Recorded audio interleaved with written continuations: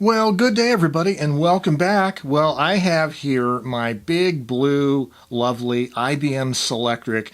This is the first series of Selectrics. This is the model 721. The 7 represents the first series, and the other two numbers represent the width of the platen and the fact that this has the cloth ribbon cartridge rather than a film ribbon, and it does not have a lift-off correction system built in.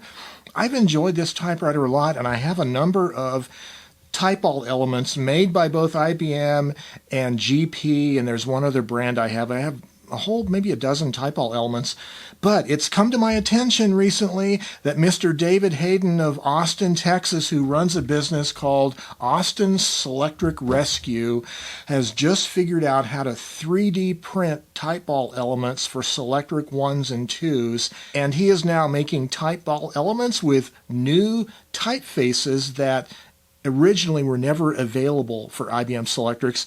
I have several of them here. I've been testing them out, and I want to show you about the future of the IBM Selectric. Stay tuned. This is the cloth ribbon cartridge system for the Selectric 721 I have here. One thing to make note of, it is a bichrome system. Down here on this lever, this is the top ribbon position, the middle position here, and this is the bottom position, which currently is red because I have a red-black ribbon installed. So yes, I can get two-color printing on this IBM Selectric because it's a bichrome ribbon and it offers a bichrome setting. Also, there's an impression control, this red little knob up here. There's 1, 3, and 5. There's several settings for how hard the type element hits the paper, so you can certainly adjust your impression using that. And then this white thing is the clip that David makes for the Selectric typeballs that he's printing. This is the 3D printed clip, and it fits in the little groove on the top of the shaft here. And this is one of the typeball elements, a JetBrains Mono in 12 characters per inch. This is the way they come. And David has pre-lubricated a little bit of grease, synthetic grease lubricant on the inside of the ball so that it operates properly on your mechanism. And I have not had any problems, by the way, with this. So what's nice is that he 3D prints the name of the typeface on the ball, on the element itself. The shaft hole is keyed so that it only goes in one way. With the machine turned off, the arrow pointing toward the back, it fits right onto the shaft here. Like that. And there is a little groove in the shaft, and by holding the type ball firmly, you can slide the clip on all the way to secure the ball.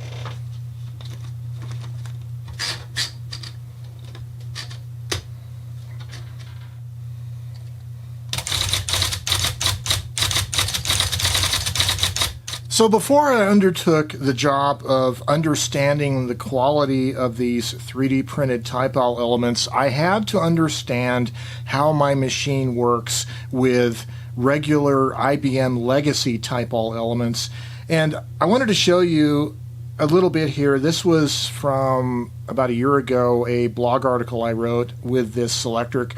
I forget what typeball this was, but if you notice like the letter E here in the word made, you see between the A and the E, the D looks like it's a little bit closer to the A. There's a little bit more space between the D and the E. And then up here on the word sweating, you'll see the A and the E is kind of crowded. There's more room between the A and the T. So this machine has a little bit of spacing issues, and I think it's related to the drive tapes that rotate the type ball. So there are some adjustments that this machine needs. Here's another example on the word published. The D is crowding a little bit the E. I wanted to point these out just because as we look at the quality of imprint with the 3D printed type balls, if we see any kind of spacing issues like that, that's not the type balls, that is my machine. So this is a type sample of the original Vogue 12 type element that I was sent by David, and I actually had good use of this type ball. I didn't have any problems, but I just want to make you aware there was an early teething problem with this project of David's, and it caused some issues with some people's machines, but I never had that issue. So I was enjoying a good use out of this from the very get-go. But I just wanted to show you, first of all, it's nice having a bichrome on an IBM Selectric, huh? How do you like that? You will notice with this Vogue 12, and by the way, this is a 12 character per inch typewriter. These Selectric ones were not adjustable between 10 and 12 like the later 2s and 3s were. However, it's a pretty good typeface, but I think the Vogue 12 for this cloth ribbon system is a little bit small because, like for instance, on the 1/4 fraction here, I'm not really seeing a lot of distinction in the printing of that. Now, this is a new Baco ribbon, so it's kind of darkly inked. This is nice laser paper, though. It's pretty good quality laser paper, so it should be printing those quite well, but it's never going to be as nice of an image as if you were using a film ribbon. So keep in mind, if you're using a 12 character per inch machine and you want like a Vogue typeface where the point size, the height of the characters is so short here, I would recommend a film ribbon typewriter, not a cloth ribbon typewriter for that. Well, I got the replacement Vogue element in the mail today, actually, and this is it. I did another type sample, and I really don't see any difference in quality. So the variability from type-all to type-all is essentially perfect as far as I can tell. Any spacing variability, again, is due to my machine. So it is a nice imprint. I just think it's a little short, a little small character size. And I don't know, maybe I will order a Vogue 10 typeface and try it in this 12 machine, which might give me taller point size letters. Don't know if it'll look too crowded, but I do have some legacy type balls that were marked as 10/12, and those seem to work fine. And then David threw in for gratis a JetBrains Mono 12 typeface, which I actually really like. Here is a type sample again. As you can see, the fractions here are quite small. With the cloth ribbon, they're barely distinguishable, as are the quote marks. But I did some typing of random text here with this JetBrains Mono 12, and I really like it. It's quite nice. Actually, it would be good for letter writing, I believe. This is 1.5 spaced. And by the way, my machine was modified to have 1.5 line spacing. So that's nice to have on this typewriter.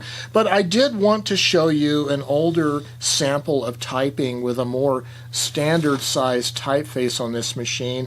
This was done, like I say, about a year ago, and you can see with a taller typeface, a taller point size, that the character definition is much better with the cloth ribbon than it would be with the smaller size typeface. So in regard to the Vogue 12 typeface and cloth ribbons on the Selectric ones, it also helps to use a better grade of paper. Now this is really low grade paper. This is newsprint paper, so it's a little toothier. It absorbs ink a little bit more from the cloth ribbon, and consequently the imprint here is not quite as crisp as you would expect.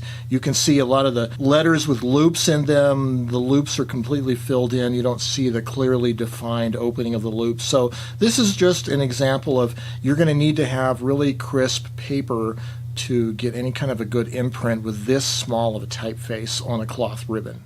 I did want to mention that back in the day, there were available film ribbons for the Selectric version that used cloth ribbons. In other words, this cartridge system could come with either a carbon film or a cloth ribbon. And this is a Burroughs old legacy cartridge with a multi-strike carbon film ribbon. In other words, the film coating on this is thick enough that it'll take multiple passes. You can see perhaps some imprinting that's happened already, but it doesn't completely peel off the letters off the film, so you can use, as the name indicates, multiple passes or multiple strikes. So I'm going to load this in the machine here and try out this Vogue typeface and see how it looks with a film ribbon. Oh yeah, this lever here to the right, you pull up, you pull the cartridge off the posts, and then you carefully remove the ribbon from the guides. The guides are already open. There's an open at the top. Then you want to manually turn the spools to retract slack and back into the cartridge. So here we're going to snag it into the guides and put it onto carefully onto the posts, and then we will retract the ribbon back into its place there. Okay, I'm going to turn the machine off. I'm going to pull the clip off while I hold the ball from moving. Pull this JetBrains Mono 12 type ball off and reinstall our Vogue 12 type ball with the clip back into place. Power it up.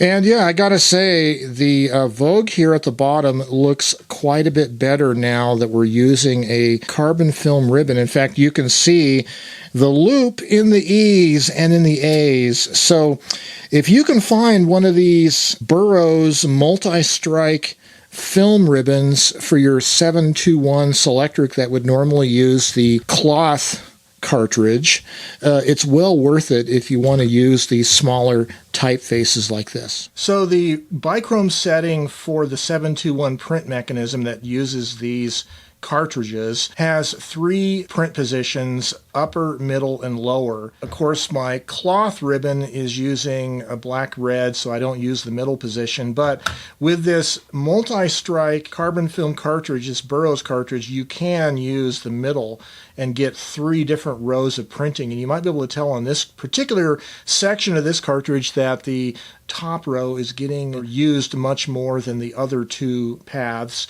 But I've noticed on the Selectric mechanism here that using the other Bichrome settings, either the middle or the bottom, it actually prints just fine. A lot of tight bar machines don't perform as well when you're using the lower position of the ribbon, the bottom half, because the ribbon vibrator has to travel a greater distance. But for some reason on the Selectric mechanism, at least with my machine, it seems to print just fine. There's no lag, or it doesn't really affect the performance of it. So that's a good thing to know, because you can certainly get more use out of this multi-strike ribbon that they don't make anymore. These are only new old stock that you have to find on the used market.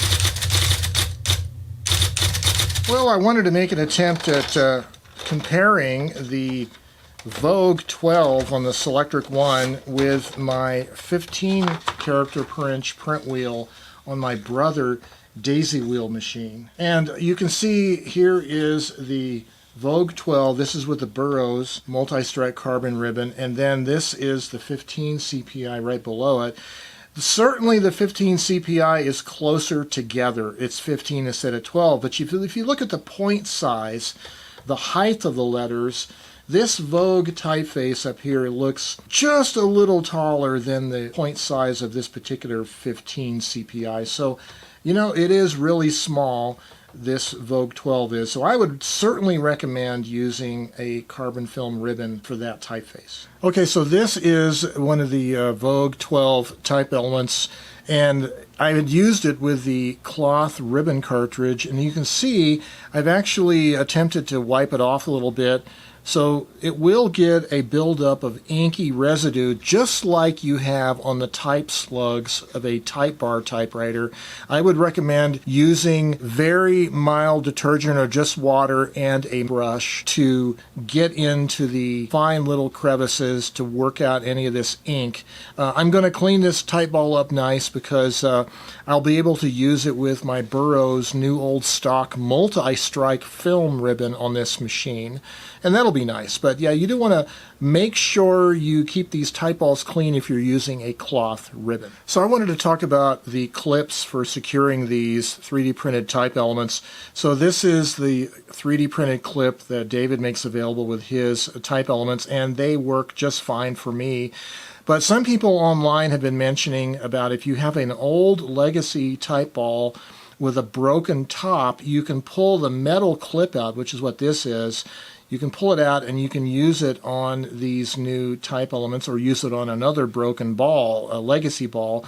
Well, that's not too bad of an idea, but I have noticed that because of the spring tension of the 2 arms here, it takes a lot of force to separate these apart to clip it onto the post where that little slot is. You have to really brace the type ball firmly to put this on. Otherwise, you're going to risk stretching the bands that drive the type ball and throwing the machine out of alignment. In fact, it's difficult to put this clip on without using both hands on the clip. And when you do that, you don't have a third hand to brace the type ball with. And for that reason, I actually prefer David's solution. You brace the type ball with one hand, put the clip on with the other.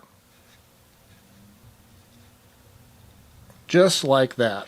You know, I've talked a lot over the years in this channel about using typewriters for creative writing. If you're a fast typist and you can think fast in your mind, put a lot of words down on paper quickly, a typewriter like this really is a serious working machine for the serious writer. Having said that, the thing that always makes me pause is, going forward, are these machines going to be usable in terms of ribbon cartridges? So that was one of the reasons why I really like the option of a cloth ribbon being able to be reloaded in these 721 style cartridges.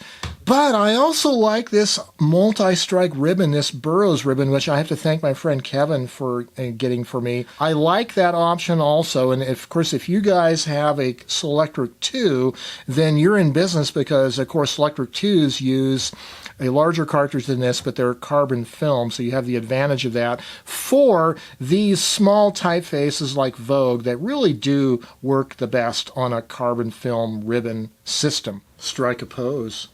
Vogue. But going forward and having these new type elements available from David Hayden is a wonderful thing that brings these machines up to date, new typefaces that might appeal to us creatively. I really love that. It breathes new life into the whole fleet of IBM Selectrics. I'm especially excited about trying some of the other typefaces, and David has made access to these very inexpensively, I think, for what he's charging for them. I think they're quite reasonable. Now, as far as like durability of the type ball elements, that remains to be seen over time, keeping in mind that the original Selectric elements were not metal, they're plated plastic, but they were like injection molded and not thermoplastic via 3D printing. So it remains to be seen how long these will last, how many thousands of characters they can print before they start to show wear. But I'm excited about the possibility of new typefaces for the IBM Selectric. It brings this machine up into the 21st century. You know, there's a lot of Selectrics out there, but now that we're going to have new type ball elements available for Selectric 1s and 2s, it really brings new life to these machines, and I'd love to hear your comments down below about how you find using these new type ball elements if you do have a Selectric and if you've bought some from David. In any event, this is all about creative writing. These are great machines for long-form writing, and I encourage you to look for a Selectric if you think you need one, which I think you should. In any event, stay creative and have yourselves a great day. Bye-bye for now.